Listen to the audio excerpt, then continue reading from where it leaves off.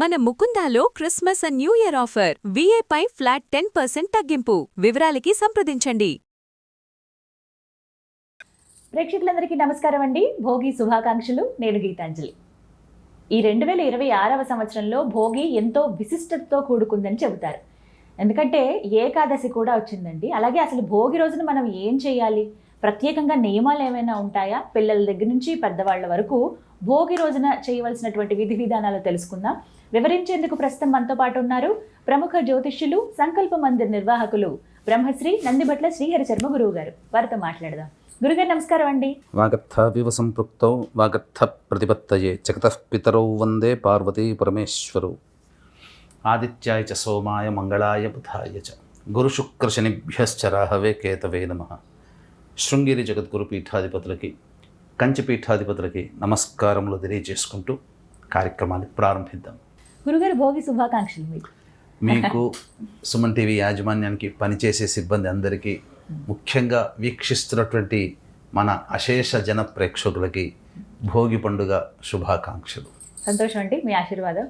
గురుగారు, భోగి గురించి ఎన్నిసార్లు విన్నా, అంటే ప్రతి ఏడు వచ్చినా ఎప్పటికప్పుడు కొత్తగా ఉంటుంది ఖచ్చితంగా.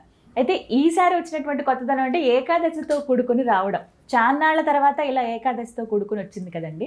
మరి ఏకాదశి ఇలా భోగి రోజు రావడం ఎలా చూడాలి, అలాగే భోగి రోజున ఖచ్చితంగా ఈ పనులు చేయాలి, ఈ పనులు చేయకూడదు అంటూ నియమాలు ఏమైనా ఉన్నాయా, ఎలా జరుపుకోవాలి అసలు ఈసారి? మనకు భోగి అనేటువంటిది సంక్రాంతి ముందు రోజు జరుపుకునేటువంటిది. అంటే వాస్తవానికి సంస్కృతంలో భుజ్ అనే శబ్దము నుంచి ఈ భోగి అనేటువంటి శబ్దం ఏర్పడింది.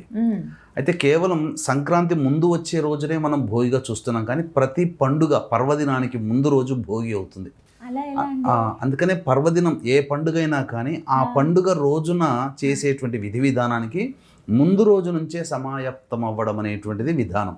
ఆ ముందు రోజుని భోగి అంటాం. కాకపోతే ఈ భోగి అనేటువంటిది సంక్రాంతిదే బాగా ప్రాచుర్యంలోకి వచ్చింది.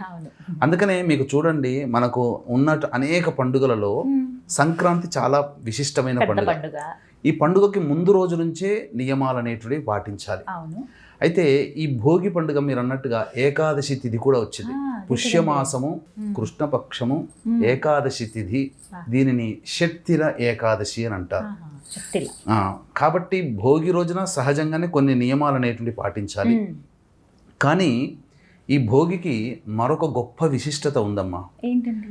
ఈ రవి ఎప్పుడైతే ధనుర్మాసంలో ప్రారంభమవుతాడో ఆ రోజు నుంచి కూడా తులసివనంలో ఉదయించినటువంటి స్త్రీమూర్తి గోదాదేవి విష్ణు చిత్తుడు అనేటువంటి భక్తుడికి లభించింది. పెరిగి పెద్ద అయిన తర్వాత ఆమెకి జ్ఞానం వచ్చిన తర్వాత వివాహం చేద్దాం అనుకుంటే, నేను విష్ణుమూర్తిని తప్ప ఇంకెవరిని వివాహం చేసుకొని పట్టుబట్టడం. ఆ విధంగా అమ్మాయికి అన్ని రకాలుగా నచ్చజెప్పినా కానీ విష్ణు ఎందే ప్రేమ తత్పరత ఉండడం వల్ల చేసేదేమి లేక విష్ణువుకిచ్చి వివాహం చేయాలని నిర్ణయించుకుంటాడు. ఇక తన భర్తని పొందాలి, విష్ణువునే పొందాలనే ఉద్దేశంతో రవి ధనుస్సు రాశిలోకి ప్రవేశించిన దారభ్యత మొదలు 30 రోజుల పాటు ఒక్కొక్క పద్యాన్ని, దాన్నే పాశురం అని అంటారు. అది ఆ స్వామిని భక్తిపూర్వకంగా సమర్పిస్తూ పాడుతూ భక్తిగా, అలాగే పొంగలి మాత్రమే నైవేద్యముగా భుజిస్తూ, నైవేద్యంగా పెట్టిన పొంగలిని భుజిస్తూ 30 రోజులు గడిచిన పిదప ఆ యొక్క రంగనాథుడు ప్రత్యక్షమై, నేను వివాహం చేసుకోవడానికి సిద్ధంగా ఉన్నాను, పలానా రోజు రామ్మ నేను వివాహం చేసుకుంటానని చెప్పగా, తండ్రికి ఇదే విషయం చెప్పగా అంగరంగ వైభవంగా మేళతాళాలతో శ్రీరంగపురానికి చేరుకొని అక్కడ గోదాదేవికి వివాహం, శ్రీరంగనాథుడితో వివాహం జరిపించడం. ఆ విధంగా ఆ గోదాదేవి ఆ రంగనాథుడిలో ఐక్యం అవ్వడం ఈ భోగి పండుగ రోజున జరిగింది. ఇది అందుకనే గోదా కళ్యాణం ఈ రోజు నిర్వహిస్తారు. ఈ రోజు వివాహం చేయగానే అంతరాలయానికి ప్రవేశించి స్వామిలో ఐక్యం అయిపోయింది, సాక్షాత్తు లక్ష్మీ స్వరూపం. అందుకనే గోదా కళ్యాణము, నారాయణ కళ్యాణం ఈ రోజున చేయడం చాలా విశేషం. ఎవరైతే వివాహం కాని అబ్బాయిలు అమ్మాయిలు ఉంటారో ఈ రోజున విష్ణుమూర్తికి గనక కళ్యాణం జరిపించినట్లయితే తప్పకుండా కళ్యాణ దోషాలు తొలగిపోతాయి. దాంపత్య సమస్యలు ఎదుర్కొనే వాళ్ళు కూడా చేయించినట్లయితే తప్పకుండా మళ్ళీ తిరిగి భర్త భార్యని, భార్య భర్తని పొందడం జరుగుతుంది. అందులో సందేహం లేదు.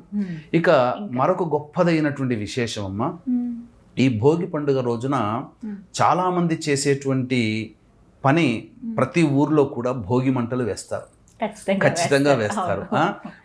ప్రతి ఈ రవి ధనుస్సు రాశిలోకి ప్రవేశం చేసిన మొదలుగా 30 రోజుల పాటు ఉండడం, తదనంతరం సంక్రాంతి భోగి రాగానే ఆ గొబ్బెమ్మలు పెడతారు కదమ్మా, ఆవు పేడతో పెట్టినటువంటి గొబ్బెమ్మలు.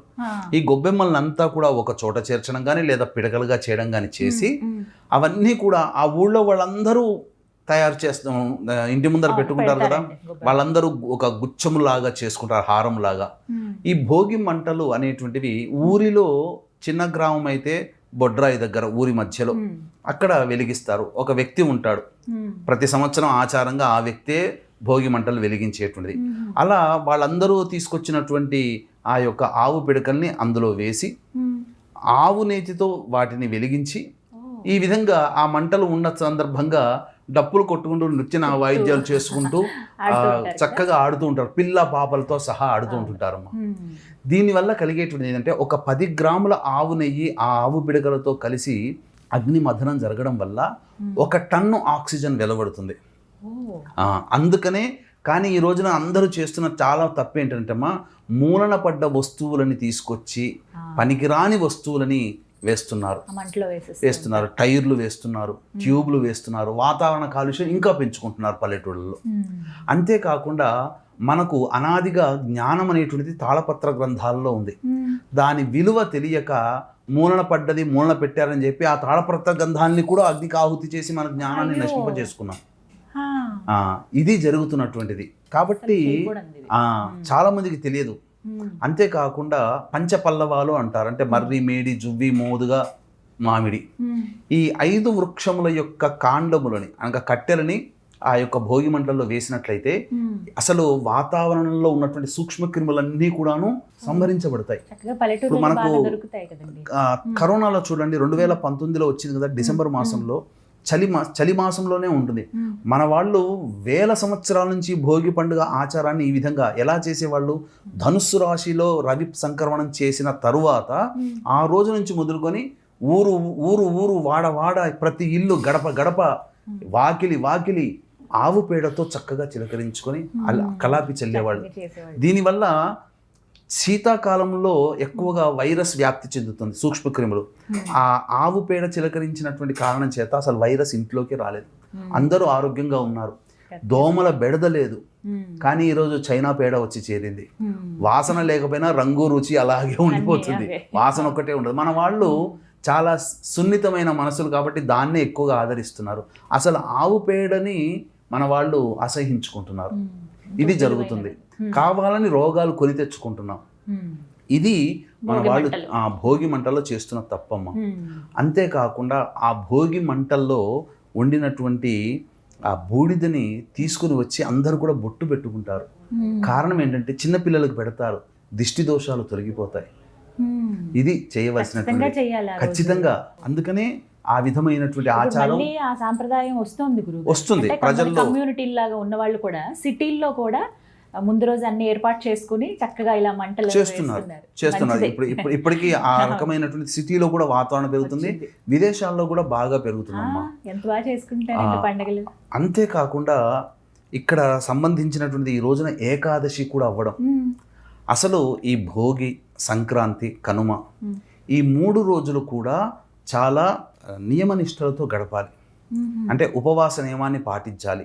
లేకపోయినట్లయితే కనీసం భోగి రోజునైనా, కనీసము భోగి సంక్రాంతి రోజునైనా కానీ ఉపవాస నియమం పాటిస్తే మంచిది. లేకపోతే కనీసం సంక్రాంతి రోజునైనా పాటించమని. కానీ ఈ రోజున 14వ తారీఖు రోజున భోగి వచ్చింది కాబట్టి ఏకాదశి కూడా అయింది కాబట్టి ఉపవాస నియమాన్ని సంక్రాంతి పండుగ రోజు ముందు రోజున ఉపవాస నియమాన్ని పాటించినట్లయితే చాలా విశేషమైన యోగం అమ్మ. షట్తిల ఏకాదశి అని అంటారు. అంటే 6 రకాలుగా తిలలతో ఈ రోజున మనం ముడిపడి ఉంటుంది మన జీవితం. అలాగే ఈ షట్తిల ఏకాదశి రోజున నువ్వులని బాగా పిండి చేసి ఆ పిండిని ఒంటికి రాసుకొని పూర్వకాలంలో చేసేవాళ్ళు. ఇప్పుడు నువ్వుల నూనె రాసుకోవచ్చు, తప్పలేదు. నువ్వుల నూనె రాసుకోవచ్చు, అది మొదటిది. రెండవది, స్నానం చేసే నీటిలో ఖచ్చితంగా కొన్ని నల్ల నువ్వులు వేసుకోవాలి. ఈసారి వేసుకొని ఆ నీటితో స్నానం చేస్తే సకల పాపములు, శరీరానికి ఉన్నటువంటి దోషములు అన్నీ కూడాను దోషం నివారణ జరుగుతుంది ఏకాదశికి. తర్వాత నువ్వులని కొన్ని భుజించాలి, కనీసం 6 గింజలనైనా ఈరోజు భుజించమని శాస్త్రం, లేదా నువ్వులతో చేసిన పిండి వంటల్ని భుజించాలి. 4వది నువ్వులని దానం చేయడం. ఆ రోజు అంటే ఏ విధంగా చేయాలండి? అంటే మనం ఎవరైనా బ్రాహ్మణుని పిలిపించి నువ్వుల దానం చేయవచ్చు. అలాగే విష్ణు సహస్రనామ పారాయణం చేయడం కూడా శక్తిల ఏకాదశిలో భాగంగా ఇది. అలాగే నైవేద్యం 6వది.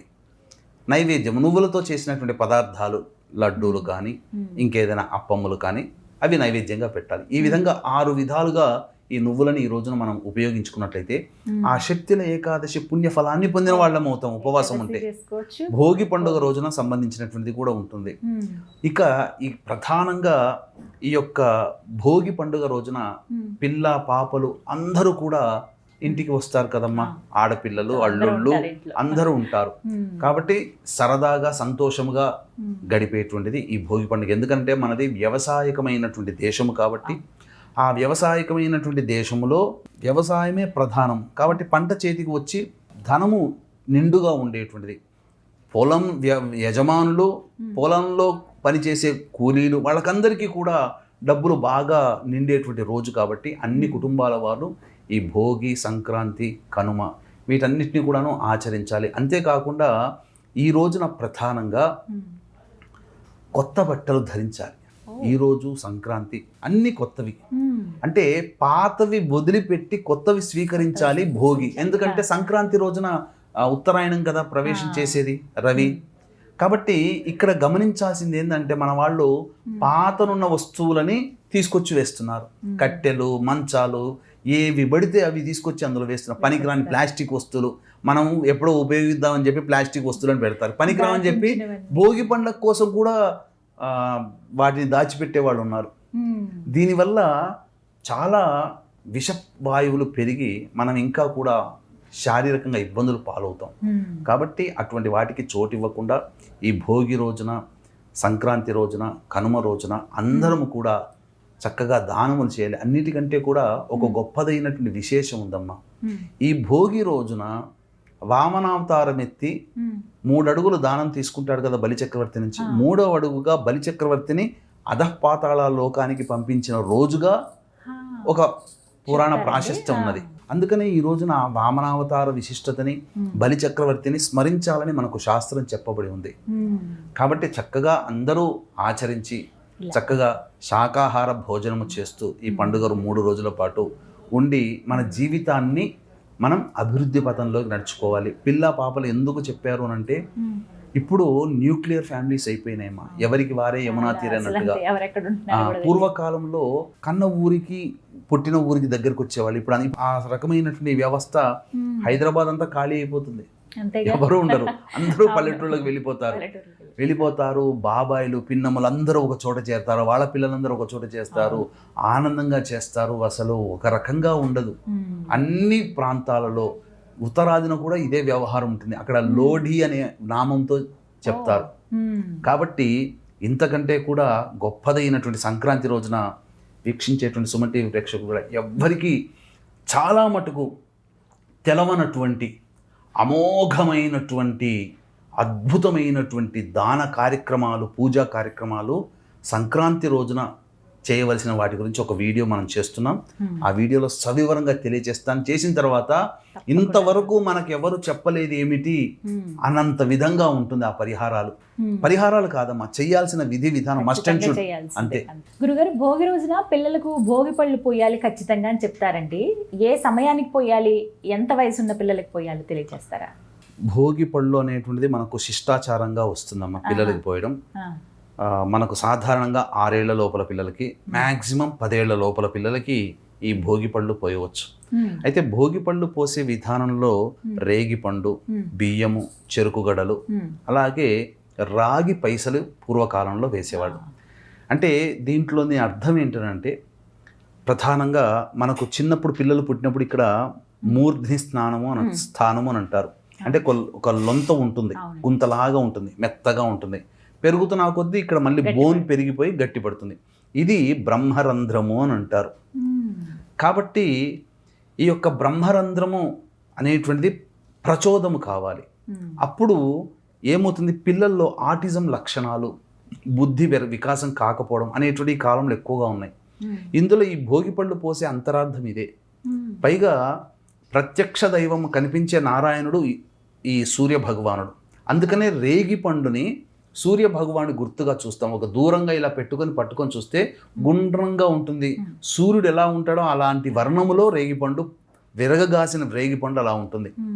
మనకు బద్రీనాథులో నారాయణుడు వెలిశాడు కదా, అది బదరికా వనము.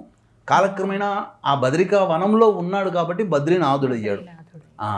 అలాగే లక్ష్మీ స్వరూపముగా భావించినటువంటిది ఏంటంటే సౌభాగ్యము ఇచ్చేటువంటిది ధాన్యము, లక్ష్మీ స్వరూపము. అలాగే చెరుకుగడ అమ్మవారు ధరించేటువంటిది. అలాగే ఈ రాగి పైస కూడా లక్ష్మీ స్వరూపం. కాబట్టి ఈ 4 రేగి పళ్ళు, రాగి పైసలు లేదా ₹1, ₹2 కాయిన్లు, అలాగే బియ్యము, చెరుకుగడలు ఇవన్నీ పట్టుకొని ఆ యొక్క భోగి పండ్లు పోసే పిల్లల్ని చక్కగా వరుసగా కూర్చోబెట్టి పెద్దలందరూ వచ్చి, ఆ ఊరి వాళ్ళు చుట్టుపక్కల వాళ్ళందరూ వచ్చి తల్లిదండ్రులతో సహా, తాత ముత్తాతలతో సహా 3 సార్లు క్లాక్ వైజ్, 3 సార్లు యాంటీ క్లాక్ వైజ్ దిష్టిలాగా తీసి పైనుంచి ఇలా ధారగా పోయమన్నారు. ఇక్కడ వేస్తే ఏమవుతుందనంటే, ఇక్కడ పోస్తే ఈ బ్రహ్మరంధ్రం ప్రచోదనం అవుతుంది, యాక్టివేట్ అవుతుంది. తద్వారా పిల్లల్లో బాగా బుద్ధి పెరుగుతుంది, జ్ఞాపక శక్తి పెరుగుతుంది, అలాగే తెలివితేటలు కూడా పెరుగుతాయి.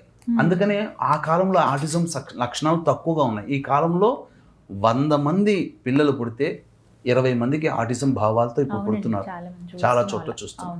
కాబట్టి అవన్నీ రాకుండా చేయాలి. అన్నిటికంటే కూడా ఈ యొక్క భోగి పళ్ళు వేసేటువంటి పిల్లలకు వేస్తాం కదా, పిల్లలు తూర్పు వైపున కానీ పడమర వైపున కానీ ఉండాలి, ఉత్తర దక్షిణాల్లో కూర్చోకూడదు. ఇది నియమం. అంతేకాకుండా ఈ సంక్రాంతి రోజున తిల ద్వాదశి కూడా వచ్చింది. సంక్రాంతి రోజున అంటేనే పెద్దలకి పిండ ప్రదాన కార్యక్రమాలు, తర్పణాది కార్యక్రమాలు చేస్తారు. కాబట్టి మీకు దగ్గరలో ఉన్నటువంటి 15వ తారీఖు రోజు సంక్రాంతి, మీకు దగ్గరలో ఉన్నటువంటి పండితులని సంప్రదించి తర్పణాది కార్యక్రమాలు, పిండ ప్రదానము చేయండి.